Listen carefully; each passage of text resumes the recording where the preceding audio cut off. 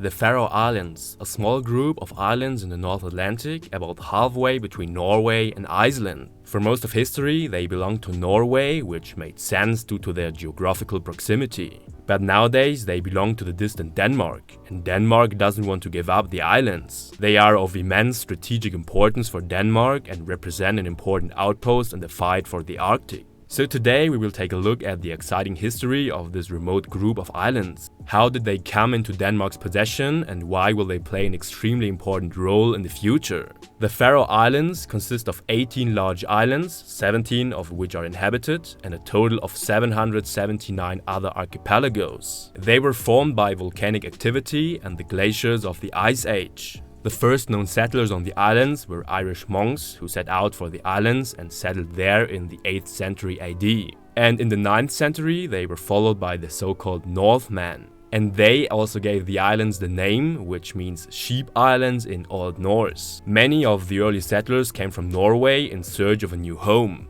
And as the population grew steadily, a political administrative apparatus was created. It is today considered the world's first parliament. Here, the leaders of the different villages met and voted together on the most important decisions. However, the Norwegian king did not like the fact that more and more Norwegians were emigrating to the islands. So he sent his soldiers to take possession of the islands. Thus, from about the year 1000, they belonged to the Kingdom of Norway and remained there until the year 1814. However, the balance of power in Norway changed again and again during this time. Thus, in the 14th century, a personal union between Norway and Denmark developed. But over the centuries, Denmark increasingly took the leading role within this union, whereby Denmark also increasingly took control of the Faroe Islands. So in 1814, in the course of the Napoleonic Wars, this union finally broke up and Norway changed to a personal union with Sweden. Denmark, on the other hand, remained alone and received Greenland, Iceland and the Faroe Islands as part of the Treaty of Kiel. But the inhabitants of the Faroe Islands were not at all enthusiastic about this. They always emphasized their independence due to the great distance from the European mainland and their own language and culture.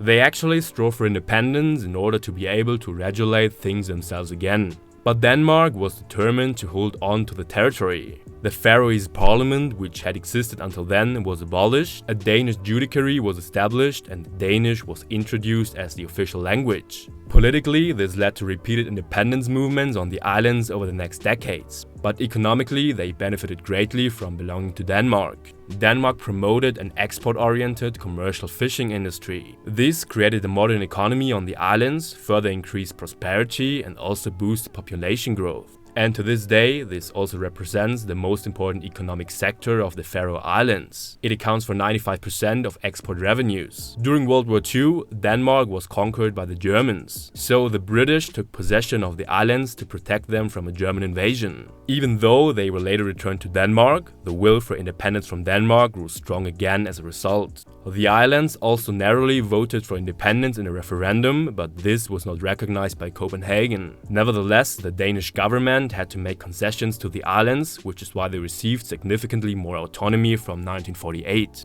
A self-government under the authority of Denmark with its own flag and currency was established. In addition, the Faroese language was given equal status to Danish. Thus, in contrast to Denmark, the islands do not belong to the European Union. Nevertheless, the islands belong officially to Denmark until today. Especially because of the increasing importance of the Arctic, in which especially Russia and China want to play an important role, Denmark also recognized the strategic importance of the islands. Thus, the Danish Ministry of Defense announced last year that it would install an air surveillance radar to strengthen Denmark's defense and surveillance capabilities in the Arctic. In addition, as the Arctic continues to thaw in the coming decades, the islands will play an important strategic base for expeditions to the north and also the extraction of raw materials such as oil and natural gas. Today, the Faroe Islands have a population of about 50,000, which is roughly equal to the population of Greenland, which has a similar role and, despite autonomy rights, still belongs to Denmark. So if you enjoyed this video, I also recommend you my video about why the Falkland Islands still belong to the British. Just click here and see you there.